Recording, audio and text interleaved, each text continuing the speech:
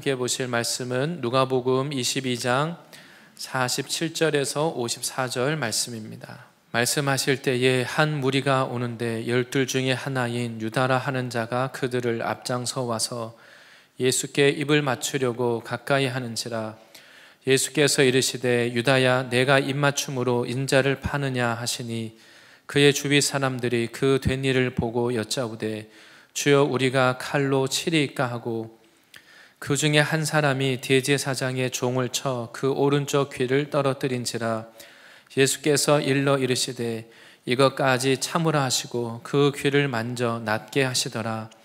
예수께서 그 잡으러 온 대제사장들과 성전의 경비대장들과 장로들에게 이르시되 너희가 강도를 잡는 것 같이 검과 몽치를 가지고 나왔느냐? 내가 날마다 너희와 함께 성전에 있을 때에 내게 손을 대지 아니하였도다. 그러나 이제는 너희 때요 어둠의 권세로다 하시더라.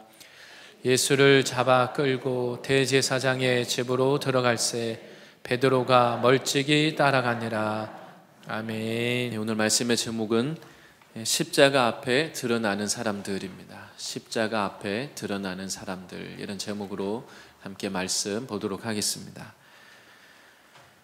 오늘은 특별히 교회에서 지키는 여러 절기들 중에서도 특별히 예수님이 십자가 지시기 위해서 예루살렘에 낙이 타고 입성하신 오늘이 종려주일입니다. 그리고 이번 한 주간은 예수님이 고난을 당하신 바로 고난 주간으로 지키고 있습니다.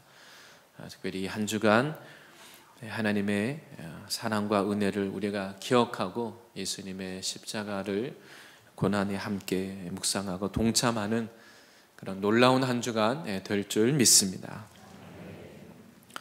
오늘 이 본문 말씀에서는 예수님이 십자가를 지시게 되는 이 사건, 이 일을 통하여서 각 예수님 앞에 예수님을 통해서 사람들이 어떤 모습으로 드러나는지를 성경에 오늘 말씀하고 있습니다.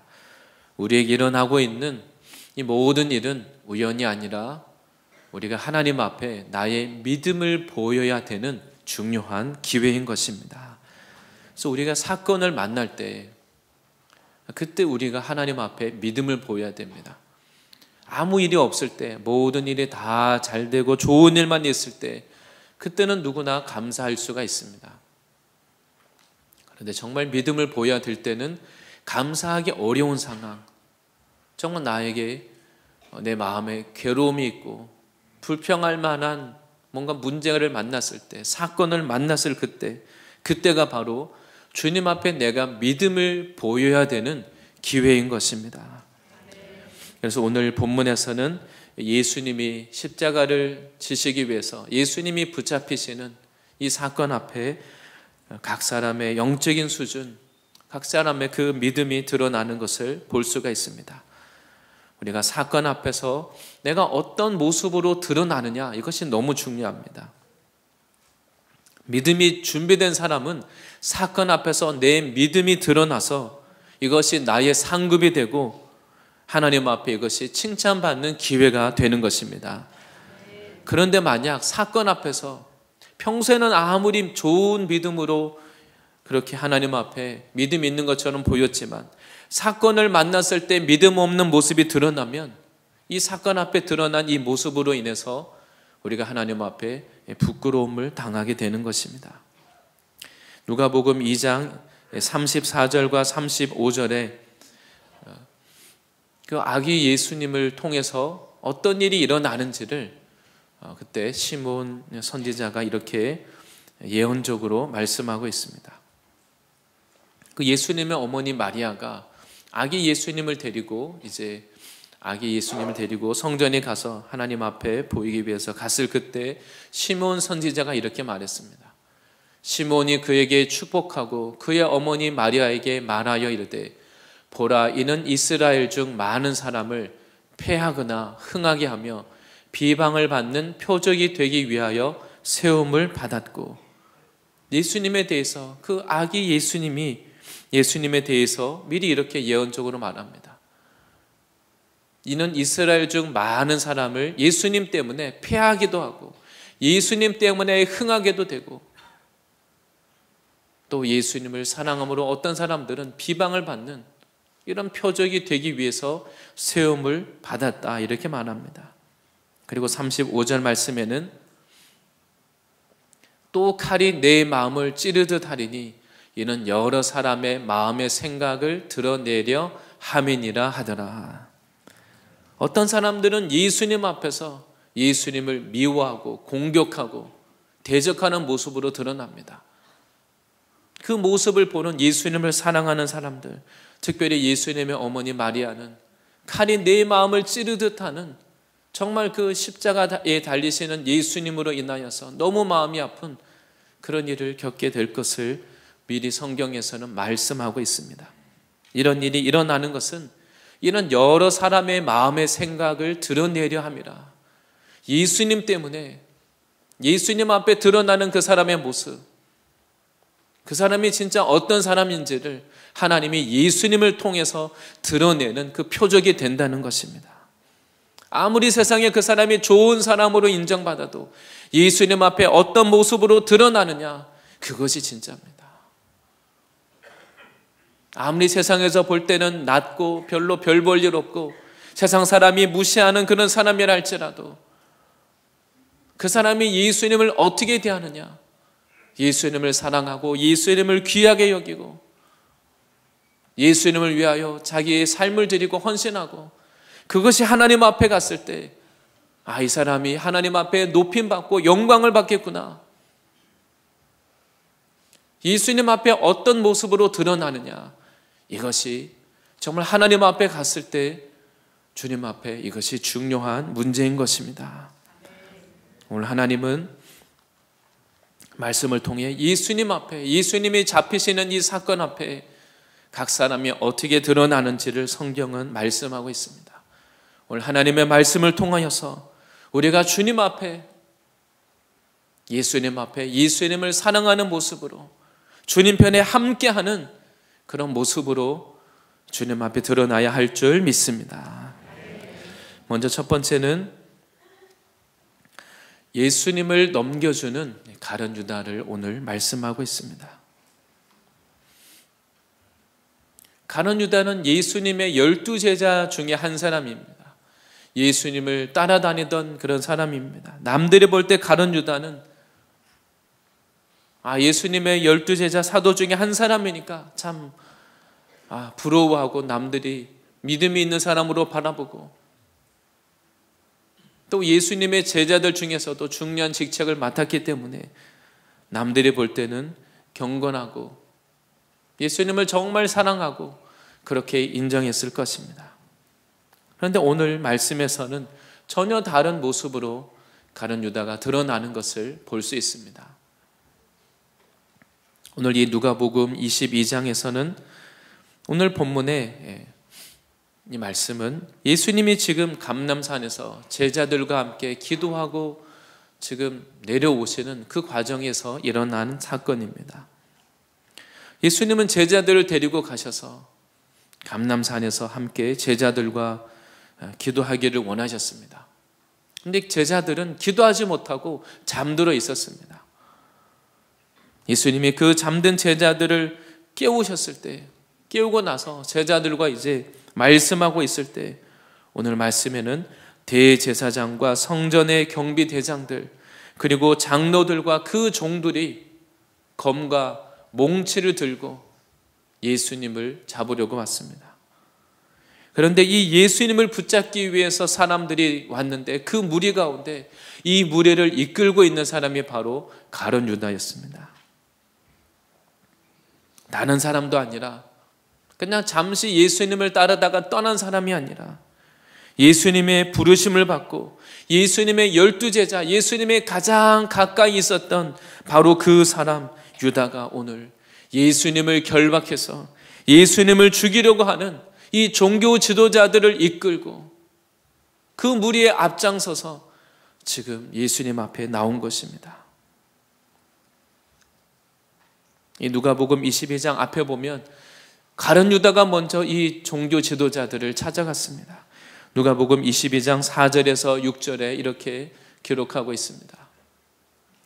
이에 유다가 대제사장들과 성전 경비대장들에게 가서 예수를 넘겨줄 방도를 의논하며 자기가 먼저 제 발로 대제사장과 성전의 그 경비대장들에게 가서 아마 먼저는 그 성전의 경비를 서고 있는 사람들을 찾아가겠죠. 내가 예수의 제자인데 지도자들을 만나려고 왔다. 아마 그렇게 찾아가서 이야기를 해서 만났을 겁니다. 5절 말씀에는 그들이 기뻐하여 돈을 주기로 언약하는지라. 지금 어떻게 하면 예수를 잡아서 죽일 수 있을까? 지금 이들이 그 방법을 찾고 있는데 마침 그때 가룟 유다가 찾아간 겁니다. 그래서 그들이 기뻐하면서 가룟 유다에게 내가 너에게 돈을 주겠다 언약을 하고, 그리고 6절에 유다가 허락하고 자기가 돈을 받고 넘겨주기로 가룟 유다가 허락을 하고는 예수를 무리가 없을 때에 넘겨줄 기회를 찾더라. 아무도, 사람들이 혹시나 많을 때 예수님을 붙잡으면 무리들이 소동하니까 아무도 없을 때 한적한 조용한 시간에 예수님이 제자들과만 함께 있을 그때 예수님을 넘겨주겠다. 이렇게 유다가 그들과 이미 얘기가 다 된 겁니다. 계획을 다 세우고는 드디어 이제 6월절이 시작되는 저녁에 제자들과 만찬을 다 마치고 나서 예수님이 제자들을 데리고 감람산에서 기도하고 내려오시는 그때 그 모든 상황을 알고 예수님이 제자들과 기도하고 있는 그 사이에 가룟 유다는 가서 데리고 온 것입니다. 예수님이 십자가 지시는 이 사건을 만날 때 바로 이 유다의 영적 실체가 드러나는 것입니다. 예수님을 가장 미워하는 사람들, 예수님을 죽이려고 하는 이 종교 지도자들과 손을 잡았습니다. 그냥 예수님이 잡히시도록 그냥 그 일에 조금 관여하는 정도가 아니라 오늘 본문의 상황을 보면 그가 아주 그 일에 적극적으로 개입을 해서 앞장을 섰다고 말합니다. 자기가 직접 나서서 무리들을 이끌고 나타났습니다. 그리고는 거기서 그치지 않고 내가 입을 맞추는 사람이 예수니 그 사람을 절대 놓치면 안 된다. 제자들이 극렬하게 저항할 수도 있으니까 무장을 해야 된다. 그래서 검과 몽치도 준비를 하고 그 자리에 나타난 것입니다. 예수님을 종교 지도자들에게 넘겨주면서도 그는 아무 주저함이 없이 감히 당당하게 와서 예수님께 입을 맞추는 모습으로 예수를 붙잡으라고, 가장 그 존경하고 사랑하는 사람에게 행하는 그 존경의 의미를 뜻하는 입맞춤으로 예수님을 넘겨주는 겁니다. 이러한 유다의 모습이 다른 제자들에게는 정말 너무나 충격적입니다. 가룟 유다가 이런 일을 할 것이라고, 예수님을 배반할 것이라고 예측한 사람은 제자들 중에 아무도 없습니다. 그런데 가룟 유다가 이런 모습으로 드러나는 것은 그동안 예수님과 함께 했지만 영적인 변화가 없고 세상적이고 인간적인 세력들을 전혀 해결받지 못했다는 것입니다. 예수님의 말씀을 다 듣고 예수님의 하시는 사역을 다 보고 성령의 역사하시는 것을 다 봤지만 그 현장에서 그는 아무런 일도 일어나지 않았습니다. 바로 이것이 예수님의 가장 가까이에서 은혜의 현장에 있지만 변화되지 않는 이것이 무서운 것입니다. 남들이 다 은혜 받고 그 말씀을 듣고 은혜 받고 인생이 변화되지만 그 말씀을 다 들으면서도 성령의 역사하시는 현장에 나도 똑같이 그 자리에 있으면서도 나에게 아무런 변화가 일어나지 않는 것은 나에게 그것을 거부하고 있는 내 안에 어둠의 세력, 죄의 세력이 그대로 있다는 것을 의미하는 것입니다. 내 안에 말씀을 거부하고 성령을 거부하는 완고한 세력, 대적하는 세력들이 그대로 아직 남아있는 것입니다. 경건의 모양은 늘어가지만 내 안에 경건의 능력은 없고 성경 지식은 있지만 그 말씀이 나에게는 무용지물인 것입니다. 내 안에 변화를 막고 있는 이 굳은 마음, 내 생각, 내 고집을 꺾지 않을 때 여전히 내 스타일을 그대로 가지고 계속해서 굳은 마음을 가지고 그렇게 살아가는 것입니다. 마치 그 광야의 이스라엘 백성이 하나님의 기적적으로 홍해 바다가 갈라지는 것을 보고 날마다 만나와 메추라기를 먹고 하나님이 날마다 구름기둥 불기둥으로 지켜주는 것을 보면서도 하나님을 의심하고 불신하고 모세를 대적하고 전혀 그들 안에 있는 죄의 세력이 변화되지 않습니다. 회개하지 않습니다.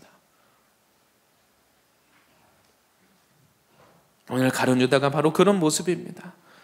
이러한 문제 때문에 결국은 종교 지도자들과 서로 손을 잡는 겁니다. 종교 지도자들과 공통점이 있습니다.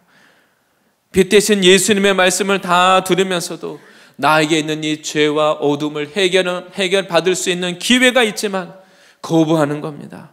대적하는 길을 택했습니다. 말씀 앞에 내 죄가 드러날 때 이 죄를 미워하고 해결함 받으면 되는 것입니다. 그런데 그는 이 문제를 해결함 받지 않고 나에게 이 진리의 말씀을 선포해 주시는 예수님을 미워하고 예수님께 마음을 닫아버립니다. 그냥 양심의 가책을 받지만 그 가늠한 여인이 현장에 잡혀왔을 때 돌을 들고 있다가 너희 중에 죄 없는 자가 먼저 돌을 던져라. 너희 중에 죄 없는 자가 이 여자에게 먼저 돌을 던져라. 다 사람들이 찔림을 받았다고 말합니다. 그러나 그 사람들이 회개하지 않고 나도 사실 이 여자와 똑같이 음란하고 더러운 죄인입니다. 예수님 저의 죄를 용서해 주십시오. 주님 앞에 그렇게 그 자리에서 회개할 수 있는 기회가 있지만 어떻게 합니까? 사람들이 그냥 그 돌을 놓고 돌아갑니다. 회개하지는 않습니다. 가룟 유다도 예수님이 하시는 그 모든 현장에서 사람들이 그 말씀을 듣고 회개하고 통에 자복하고 주님 앞에 자기 죄를 고백하고 돌아갈 때, 회개하고 돌아갈 때 가룟 유다는 그 자리에서 자기는 예외였습니다. 결국 가룟 유다는 세상을 사랑할 때 이 종교 지도자들과 연결이 되어서 예수님을 넘겨주는 악한 도구로 쓰임을 받는 겁니다. 가룟 유다가 성경의 복음서에 어떤 모습으로 그 전에도 이미 여러 번 가룟 유다의 모습이 드러납니다. 가룟 유다는 예수님을 이용해서 자기의 유익과 영광을 구하는 사람입니다. 성경에 그는 돈을 사랑하는 사람이었다고 말합니다. 재정을 맡아서 관리하면서 그 돈을 몰래 훔쳐갔습니다. 그것을 볼 때 이 가룟 유다는 예수님을 통해서 나의 야망을 이루고자 했던 사람입니다. 예수님이 정치적으로 이 나라를 이 로마의 손에서 건져내서 정치 지도자가 되면 자기도 예수님과 함께 높은 자리에 앉고 성공하고 뭔가 내 인생이 성공하기를 그가 꿈꿨던 것입니다. 그런데 예수님은 제자들에게 자꾸 나는 십자가를 지고 인자는 종교 지도자들의 손에 팔려서 죽임을 당하고 사흘 만에 다시 살아날 것이다. 예수님이 그렇게 미리 제자들에게 여러 번 말씀하셨습니다. 예수님이 오히려 낮아져서 사람들의 종이 되어야 한다고 말씀하시고 예수님이 십자가를 지실 것에 대해서 말씀하실 때 결국은 가룟 유다가 실망했습니다. 실망한 정도가 아니라 예수님이 내 야망, 내 성공을 이루도록 도와주지 않는 것 때문에 예수님께 배신감을 느끼는 겁니다. 나는 성공해야 되는데, 나는 세상에 잘 돼야 되는데 예수가 나를 도와준 게 뭐가 있냐? 예수님 때문에 상처받고 배신감을 느껴서 결국 예수를 넘겨주는 겁니다. 실망이 분노가 돼서 예수를 미워하면서 결국은 예수님을 대적하고 종교 지도자들에게 자기가 돈을 받고 그것도 자기는 떳떳하다는 겁니다. 예수님이 돈을 받고 종교 지도자들에게 예수님을 팔아버렸습니다. 한편으로 예수님 편에서 보면 이 가룟 유다를 왜 예수님이 끝까지 예수님이 곁에서 남겨두셨을까? 우리가 이것을 생각해 봐야 됩니다. 우리 편에서는 참 이해하기가 어려운 일입니다. 아니 어떻게 예수님의 가장 가까이에 있는 다른 사람도 아니고 12제자 중에 한 사람 사도, 그 사도로 부르심 받은 가룟 유다가 예수님께 이런 일을 할 수 있을까? 다른 사람도 아니고 어떻게 예수님께 이런 일이 일어날 수 있을까? 참 인간적으로 보면 이해하기 어려운 일입니다. 예수님의 3년 동안 말씀을 다 듣고 예수님의 사랑을 받고 날마다 함께 먹고 마시고 그렇게 했던 사람이 바로 가룟 유다입니다. 바로 예수님은 정말 죄로 인하여 소망이 없는 사람에게 예수님을 믿고 구원받을 수 있는 기회를 주신 것입니다. 그리고 또한 예수님은 이 가룟 유다에게 예수님의 제자로서 누구보다 가장 가까이에서 예수님을 보고 배우고 하나님 나라를 위해서 살 수 있는 그 은혜의 기회를 주신 것입니다. 이 유다는 지난 3년 동안 예수님과 함께하면서 구원의 길, 생명의 길을 갈 수 있는 정말 완벽한 기회를 얻은 겁니다.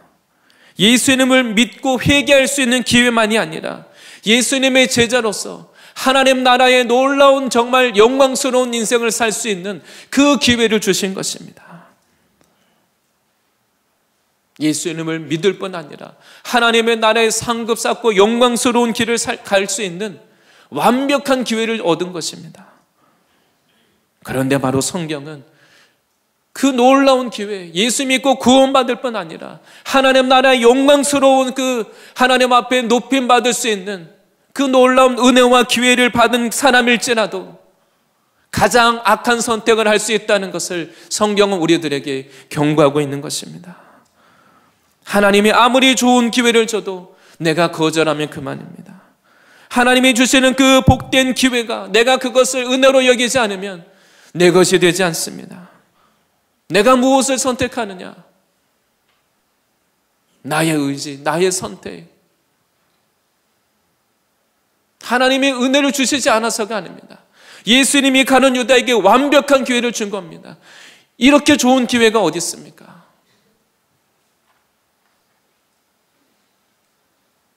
그래도 내가 거부하면 내 것이 되지 않습니다. 하나님 앞에 갔을 때 어느 누구도 핑계할 수가 없습니다.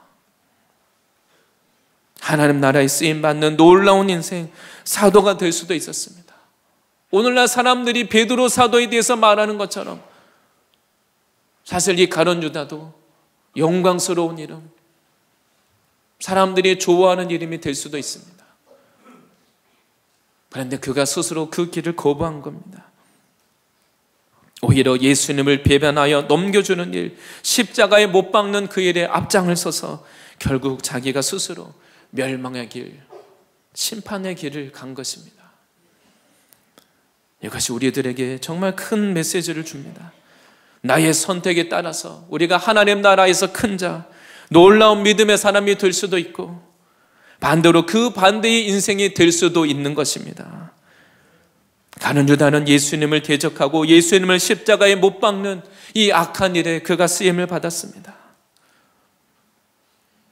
하나님은 죄로 인하여 심판받아서 마땅한 우리 인생에 우리를 구원하기 위해서 하나님은 우리들에게 완전한 기회를 주십니다.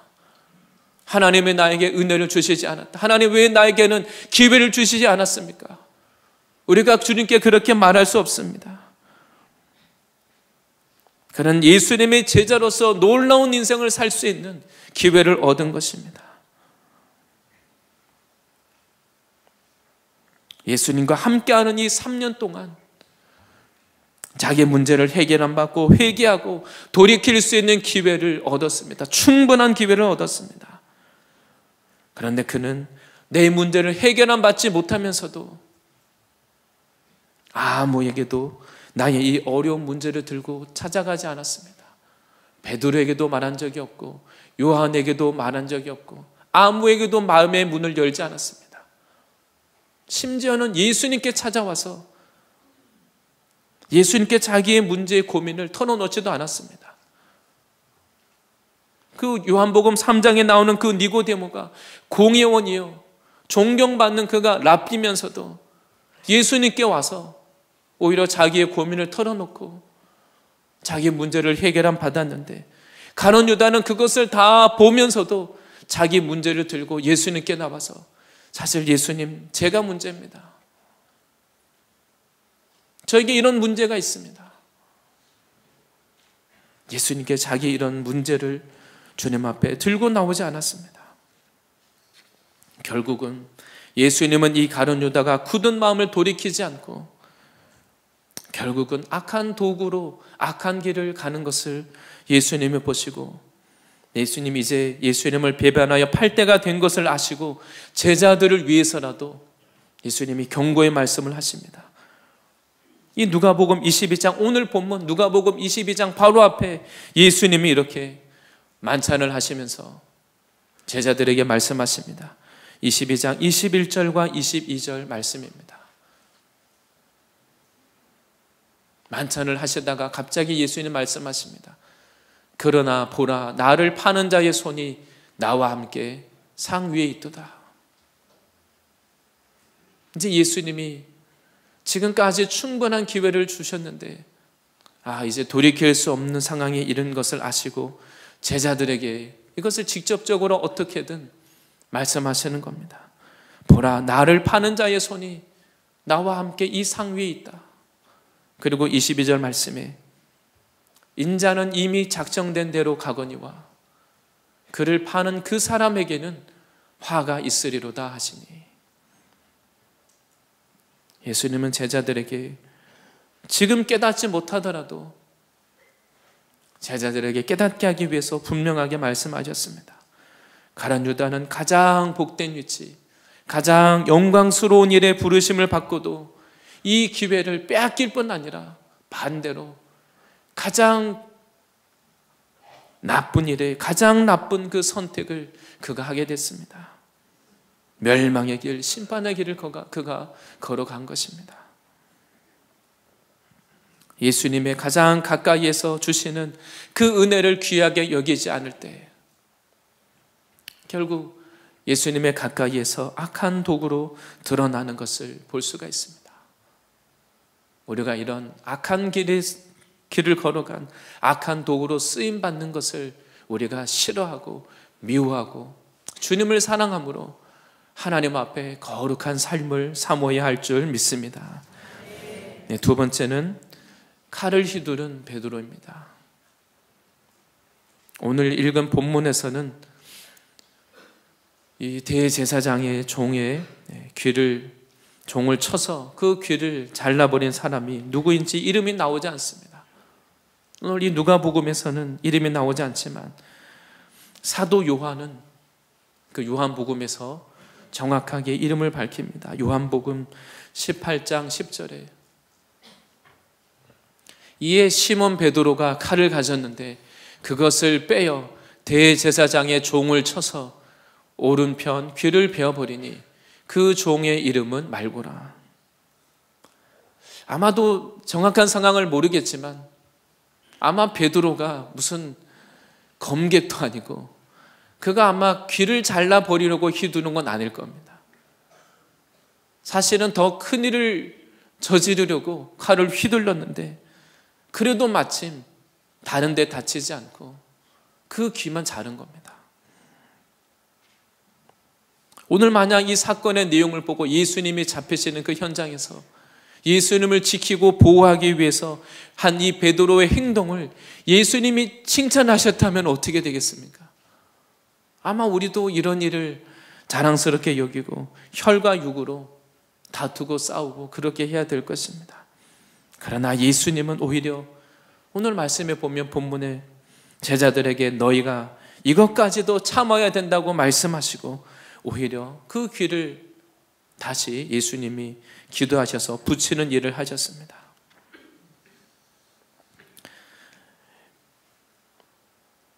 예수님이 이루실 하나님의 나라는 칼로 이루어지는 것이 아닌 것입니다. 만약 우리가 칼로 무력으로 하나님의 나라를 세우고자 한다면 그 마치 무장한 테러리스트들처럼 오늘날 그런 방법도 정당화될 것입니다.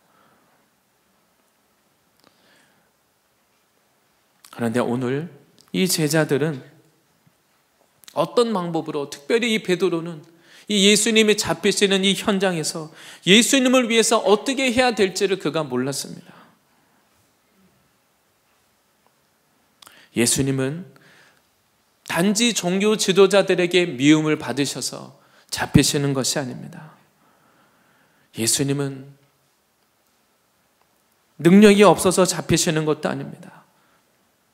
예수님이 바로 다른 사람의 죄 때문에가 아니라, 다른 사람의 죄를 위해서가 아니라 예수님이 바로 나의 죄를 위하여 십자가 지시는 것을 믿으시기를 바랍니다.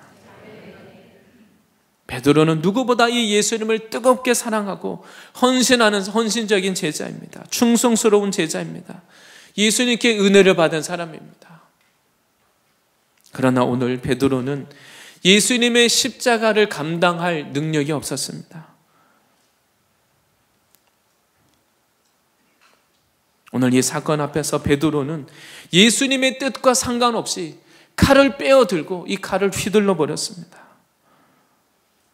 아마도 이 상황을 볼 때 베드로가 예수님의 제자들도 미리 알았습니다. 이 대제사장이나 종교 지도자들이 예수님을 자꾸 붙잡으려고 하고 예수님을 죽이려고 한다는 것을 제자들도 미리 알았습니다. 그리고 예수님도 이런 말씀을 하셨기 때문에 제자들에게 당황스러운 말씀이었습니다. 근데 베드로는 오늘, 그래서 베드로가 칼을 준비하고 다녔습니다. 더구나 지금 어떤 상황입니까? 예수님과 함께 감람산에 기도하러 왔는데 그때 베드로가 칼을 차고 있었다는 겁니다. 칼을 들고 다니니까 칼을 쓸 상황이 생기는 겁니다. 그리고 오늘 읽었던 이 본문 바로 다음에는 베드로가 대제사장의 집에까지 예수님을 따라갔다가 그곳에서 예수님을 3번이나 부인한 사건이 바로 오늘 본문 바로 아래에 나옵니다. 베드로는 칼을 빼어들고 칼을 휘두르고 그리고 나서는 예수님을 3번이나 모른다고 부인하는 정말 끔찍한 일이 이제 베드로에게 일어나게 됐습니다. 이 본문의 내용을 볼 때 때로 혼란스러운 생각이 듭니다.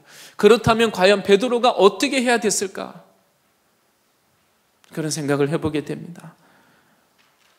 예수님이 잡히시고 십자가 지시는 과정을 예수님의 제자들이 막을 수는 없습니다. 하나님의 뜻을 이루는 과정이기 때문입니다. 그렇다면 베드로가 어떻게 해야 되겠습니까? 칼을 빼어들고 십자가를 지시지 못하도록 그 무리들을 막아설 것이 아니라 사실은 이들이 먼저 예수님과 함께 그 겟세마네에서 예수님의 이 십자가를 정말 묵묵히 감당하실 수 있도록 예수님과 함께 기도했어야 되는 것입니다. 예수님이 다른 사람이 아니라 바로 나의 죄 때문에 십자가를 지시는 것이기 때문입니다.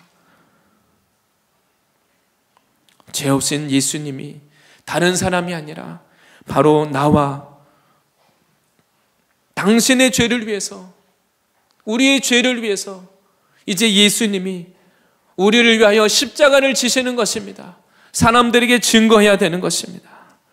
사람들에게 저 십자가에 달리신 저 예수님이 다른 사람의 죄 때문이 아니라 나의 죄 때문에, 그리고 당신의 죄 때문에 죄 없으신 예수님이, 하나님의 아들이신 예수님이 우리를 위하여 하나님의 형벌을 받으시고 진노를 받으시고 우리를 위한 희생 제물이 되신 것입니다. 바로 그렇게 제자들이 증거할 수 있어야 되는 것입니다. 그러나 제자들은 예수님의 십자가의 의미를 깨닫지 못했습니다. 예수님과 가장 가까이에서 동력하지만 이 베드로는 특별히 나의 헌신과 열정과 충성, 내가 이렇게 열정적이고 내가 이렇게 헌신적이고 내가 이렇게 예수님을 사랑한다는 것, 베드로는 자신만만했던 사람입니다. 그 마음이 있으니까 그래도 칼이라도 빼어서 휘두른 것입니다. 내가 이만큼 주님을 위해서 지금 내가 헌신하고 있고, 내가 주님을 위해서 이렇게 열정도 있고, 하나님의 교회를 위해서 이런 일도 하고 저런 일도 하고, 내가 주님을 위해서 이런 열정이 있다고. 베드로는 누구보다도 자만했고 자신만만했던 사람입니다. 그러나 이 베드로는 예수님과 영적인 동력은 하지 못하고 겟세마네 동산에서는 기도해야 될 때는 깊은 잠을 자버렸습니다. 그리고 예수님을 잡으려고 무리들이 나타났을 그때에는 혈과 육으로 칼을 빼어들고 그들과 싸우려고 칼을 휘둘러 버렸습니다. 예수님을 3년간 따라다니고 예수님을 사랑하고 헌신하고 충성하는 그런 베드로지만 결국은 혈과 육으로 싸울 수밖에 없는 이것이 베드로의 한계입니다. 헌신하고 열정도 있고 충성하지만 혈과 육으로 싸울 수밖에 없는 그것이 이 제자들의 한계인 것입니다. 그것만으로는, 열정만으로는, 헌신 충성만으로는 예수님을 끝까지 따를 수가 없는 것입니다. 사건을 만날 때 혈기를 가지고 육신의 세력으로 싸우고 다툴 수밖에 없었습니다. 성경에 보면 이 베드로가 지금까지 예수님을 따를 수 있었던 것은 사실은 예수님께서 베드로를 위해서 기도하셨기 때문입니다.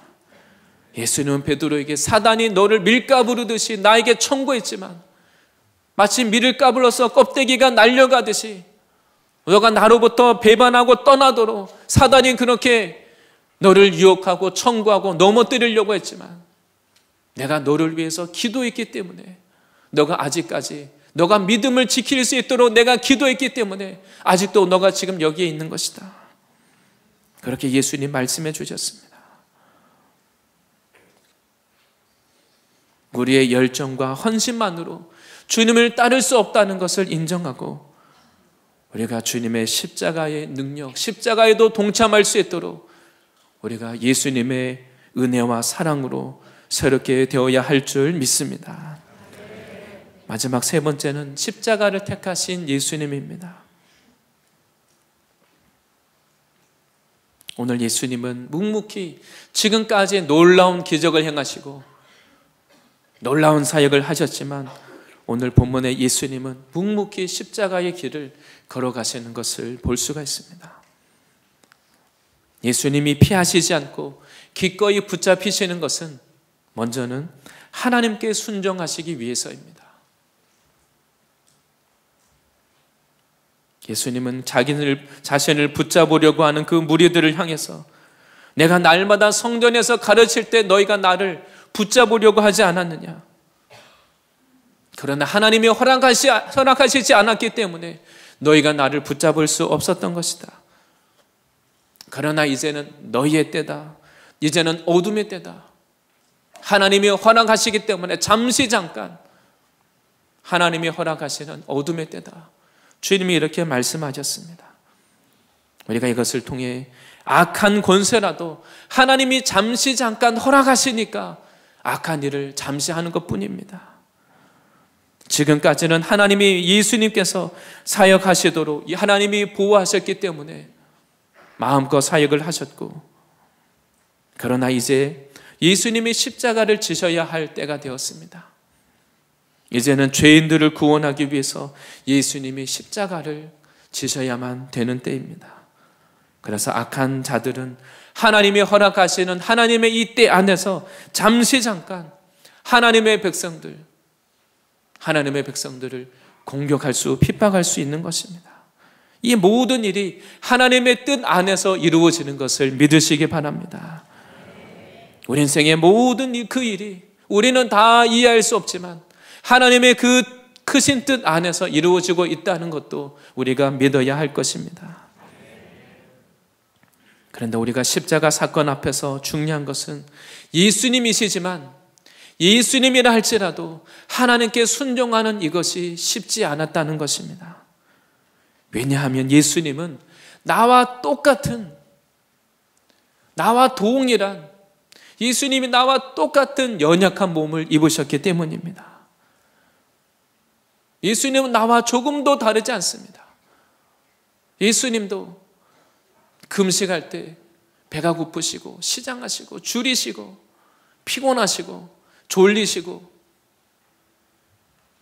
너무 피곤해서 배에서 제자들이 지금 배에 물이 차서 배가 금방 침몰할 것처럼 죽을 것 같은데 예수님은 너무 피곤해서 골아 떨어지셨습니다.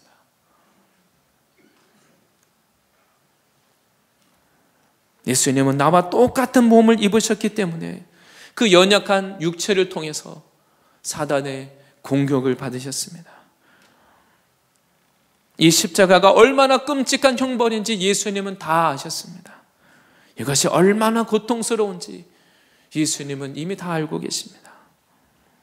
십자가를 지지 말라는 유혹과 염려와 두려움이 있지만, 그러나 예수님은 겟세마네에서 이 육체의 한계, 나와 똑같은 이 육신으로 인하여서 고통이 있고 두려움이 있으시지만 예수님은 이것과 싸우기 위하여서 겟세마네에서 끝까지 기도하셨고 승리하셨습니다. 누가복음 22장 42절에 예수님이 이렇게 말씀하십니다. 예수님의 그 겟세마네 기도, 이 한 절 안에 다 들어있습니다. 이르시되 아버지여, 만일 아버지의 뜻이거든 이 잔을 내게서 옮기시옵소서. 예수님은 그 하나님 아버지께 간절히 기도하시는 겁니다. 아버지여, 만일 아버지의 뜻이거든 이 잔을 내게서 옮기시옵소서. 그러나 내 원대로 마시옵고 아버지의 원대로 되기를 원하나이다 하시니, 예수님이 왜 겟세마네에서 간절히 기도하셨습니까? 예수님은 십자가를 피하려고 하시면 피하실 수 있습니다. 그러나 예수님이 간절히 기도하신 것은 예수님의 마음에는 십자가를 정말 피하고 싶은 마음도 있으셨습니다. 누가 고통을 좋아하겠습니까? 그러나 내 원대로 마시옵고 아버지의 원대로 되기를 원하나이다. 예수님은 이 겟세마네에서 기도하시는 그 자리에서 나의 욕심, 십자가를 피하고 싶은 예수님 자신의 모든 이 정과 욕심을 그 기도의 자리에서 예수님의 정과 욕심을 십자가에 못 박으신 것입니다. 정말 능력 있는 기도는 그 기도의 자리에서 나의 정과 욕심이 죽어지는 기도인 것입니다. 예수님은 그래서 땀방울이 핏방울이 될 때까지 예수님 안에 이 남아있는 나의 뜻대로 하시고 싶은 이것을 꺾으시기 위해서 하나님 아버지께 아버지의 뜻대로 되기를 원하셔서 끝까지 기도하신 것입니다. 그리고 이 기도의 싸움에 이기신 결과가 바로 오늘 본문 예수님은 기꺼이 잡히시고 십자가의 길을 걸어가셨습니다. 예수님도 얼마든지 타협할 수 있습니다. 예수님도 얼마든지 나처럼 내 육체의 소욕을 따라서 예수님도 얼마든지 고난을 피하고 내 육체가 원하는 대로 해버릴 수 있습니다. 근데 예수님은 타협하지 않았습니다. 예수님은 아버지의 뜻대로 나의 원대로 마시옵고 아버지의 원대로 되기를 원하나이다. 예수님은 자신이 원하는 것을 포기하시고 하나님의 뜻에 자신을 굴복시키셨습니다. 바로 하나님의 뜻을 다 알고 있으면서도 하나님께 순종하기를 원한다고 말하지만 결국은 불순종해버리고 마는 우리들의 이러한 육신의 죄 때문에 무엇이 옳고 그른지 다 알면서도 결국은 나의 유익을 위하여서 육체의 소욕대로 해버리는 나의 죄 때문에 예수님은 십자가를 지신 것입니다. 우리는 기도하지만 기도하고 나서 결국은 내가 원하는 대로 해버립니다. 간절히 기도하고 나서는 결국은 육체의 소욕대로 죄에 넘어지고 맙니다.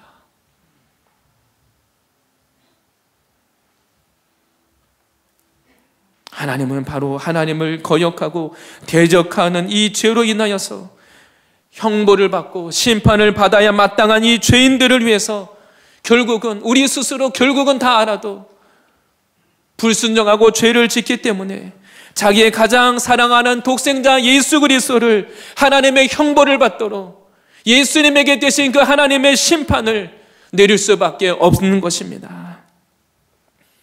하나님은 사랑의 하나님입니다.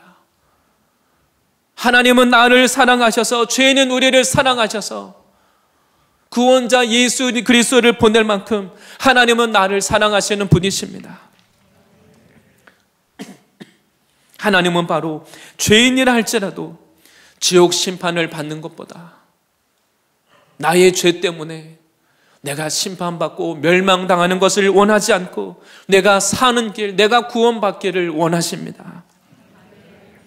그런데 하나님은 공의의 하나님이십니다. 우리의 죄를 반드시 심판해야만 되는, 죄인을 그냥 간과할 수 없는 분이십니다. 세상의 악을 그냥 두고 볼 수 없는 분이십니다.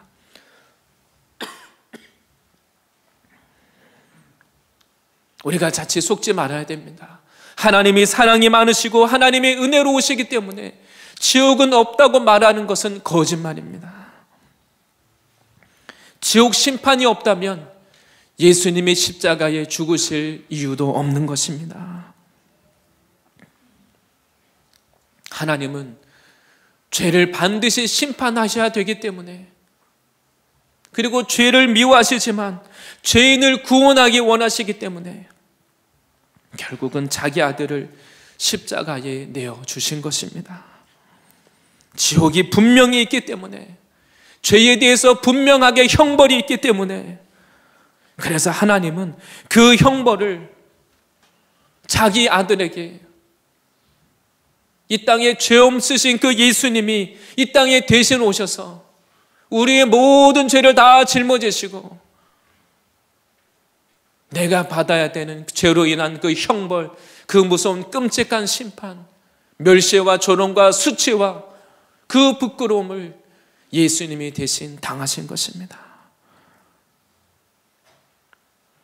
예수님은 이러한 하나님 아버지의 마음, 죄에 대해서는 반드시 죄를 형벌을 받아야 되지만 그러나 죄인을 구원하기 원하시는 그 아버지의 마음, 하나님의 뜻을 아시기 때문에 하나님께 순종하셔서 십자가를 택하신 것입니다. 우리가 오병이어의 기적, 예수님이 무리를 걸으시고 죽은 자를 살리고, 그것을 우리는 기적이라고 생각합니다. 그러나 사실 그것보다 더 큰 기적은 불가능이 없으신 예수님, 죽음을 모르시는 그 예수님이, 죽음을 모르는 그 예수님이 나와 똑같은 이 연약한 이 몸을 입고 십자가를 피하시지 않고, 십자가에 달려서 끝까지 피하시지 않고 그 모든 고통을 당하시고 물과 피를 쏟으셨다는 것입니다. 하나님의 아들이신 예수님이 그 십자가 위에서 온갖 조롱과 멸시와 수치와 부끄러움, 내가 당해야 되는 온갖 그 죄로 인한 수치와 부끄러움, 아픔, 그 고통을 다 짊어지시고 끝까지 참으셨다는 것입니다. 그것이 다른 무엇보다 정말 우리가 믿고 받아들여야 되는 기적인 것입니다.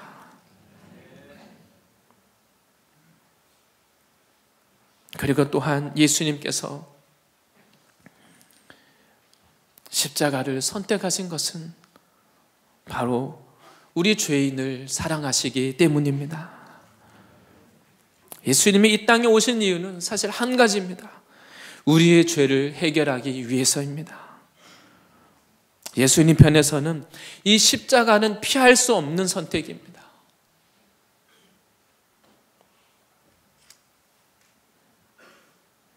이 땅에서 우리의 죄를 해결할 수 있는 방법은 오직 한 가지, 바로 십자가밖에 없기 때문입니다. 나의 이 죄를 해결할 수 있는 방법은 오직 예수님의 십자가밖에 없다는 이것을 믿으시기 바랍니다.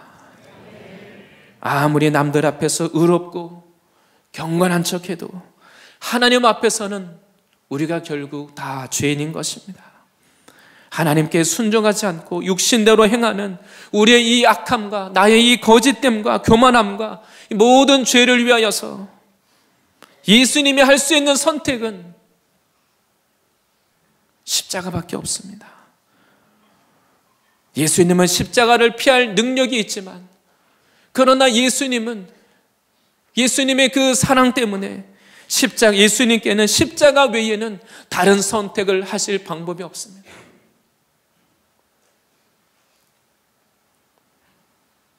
죄인을 사랑하사 구원하기 위해서는 바로 예수님이 자신을 속죄의 제물로, 죄를 씻기 위한 그 속죄의 제물로 자신을 십자가에 내어주셔야 되기 때문입니다. 하나님이 정하신 구약의 율법에 하나님이 정하신 이 죄를 사함받는 방법, 죄를 씻을 수 있는 방법은 한 가지, 피 흘리는 방법입니다. 히브리서 9장 22절 말씀에 율법을 따라 거의 모든 물건이 피로써 정결하게 되나니 피 흘림이 없은즉 사함이 없느니라. 구약에 어떻게 하나님 앞에 그 죄를 씻기 위해서 어떻게 합니까? 양을 몰고 와서 한 마리씩 흠없는 양을 몰고 와서는 그 양의 머리에 손을 얹고 어떻게 합니까? 자기 죄를 고백합니다. 한 해 동안 지은 죄를 다 고백합니다. 그 양의 머리에 손을 얹고는 내가 지었던 이 모든 죄를 이 양에게 전가시키는 겁니다. 그리고 나서는 그 양을 잡아서 그 피를 받습니다. 그 피를 대제사장이 들고는 그 피를 가지고 제단에 쏟고 또 그 양을 번제로 하나님께 드리는 겁니다. 예수님은 바로 우리의 죄를 씻음 받기 위한, 우리 죄를 씻기 위해서 피 흘리시는 방법으로 죽으신 나를 위한 속죄의 제물인 것을 믿으시기를 바랍니다. 예수님은 더 이상 우리가 양을 잡아서 나의 죄를 위하여서 양의 피를 흘리지 않도록 예수님이 나의 죄를 다 짊어지시고 도저히 씻음 받을 수 없고 수치스럽고 부끄러운 우리의 모든 죄를 다 짊어지시고 예수님이 속죄의 제물이 되어서 십자가에서 피 흘려 주셨습니다. 어제 하나님의 말씀을 통하여 예수님만이 나를 모든 죄로부터 깨끗하게 할 수 있다는 이것을 믿으시기 바랍니다. 우리는 예수님의 그 죽으심, 예수님의 피가 아니면 우리는 다 지옥 심판 받아야 될 존재들입니다. 우리가 기억해야 될 것은 죄에는 형벌이 있다는 겁니다. 우리가 죄를 가볍게 여기면 안 됩니다. 그리고 우리의 이 죄를 예수님의 피로, 그 예수님의 십자가 앞에 나오셔서 나의 죄를 주님께 들고 나와서 그 예수님의 나의 죄를 예수님 앞에 내려놓고 고백하고 회개하고 예수님의 이 피로 씻음 받으시기를 바랍니다. 그리고 우리가 과거에 한 번 씻음 받았다고 해서, 옛날에 은혜를 받았다고 해서 그것이 끝이 아닙니다. 계속해서 나의 발을 씻음 받아야 됩니다. 예수님은 제자들에게 너희가 목욕을 할 필요는 없다. 그러나 계속 너의 발을 씻어야 된다 말씀하셨습니다. 예수님은 십자가 지시는 이 길에 예수님은 기꺼이 피하지 않고 예수님은 순수히 기꺼이 예수님이 십자가의 길을 가셨습니다. 이사야서, 구약의 이사야 선지자가 이것을 이렇게 설명하고 있습니다. 이사야서 53장 7절 말씀에 그가 곤욕을 당하여 괴로울 때에도 그가 입을 열지 아니하며 마치 도수장으로 끌려가는 어린 양과 털 깎는 자 앞에서 잠잠한 양같이 그의 입을 열지 아니하였도다. 마치 그 양을 잡기 위해서 도수장으로 끌려가면서도 양이 자기의 죽음을 알면서도 양이 저항하지 않고, 양이라는 동물은 저항하지 않고 아무 소리도 내지 않고 자기의 죽음을 맞이합니다. 그래서 그 양을 잡아서 이 속죄의 희생 제물로 드리는 겁니다. 마치 그 예수님께서 그 양과 같이 도수장으로 끌려가는 어린 양과 같이 예수님이 순수히 기꺼이 잠잠히 자신을 내어 주시는 것을 미리 말씀하고 있습니다. 예수님이 다른 사람이 아니라 예수님이 바로 온 세상 사람들을 위해서가 아니라 바로 나의 죄를 위하여서, 나의 죄 때문에 예수님이 하나님으로부터 형벌을 받으시고 십자가 지신 것을 믿으시기를 바랍니다. 우리가 인생을 살아가면서 우리가 할 수 있는 가장 중요한 선택이 있습니다. 우리 인생에 있어서 가장 중요한 선택이 있는데 그것은 바로 나의 죄를 위하여 십자가 지신 이 예수님을 믿는 것입니다.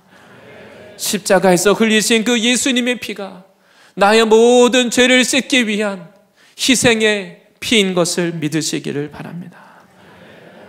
예수님이 나의 모든 이 죄로 인하여서 내가 받아야 되는 형벌을 대신해서 십자가에 달리신 것을 믿으시기를 바랍니다.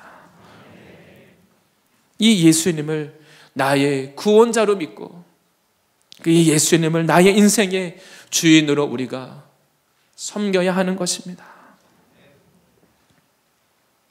바로 하나님이 우리들에게 기회를 주실 때, 예수님을 믿을 수 있는 이 기회를 주실 때 이 예수님을 나의 구주로 믿으시기를 바랍니다.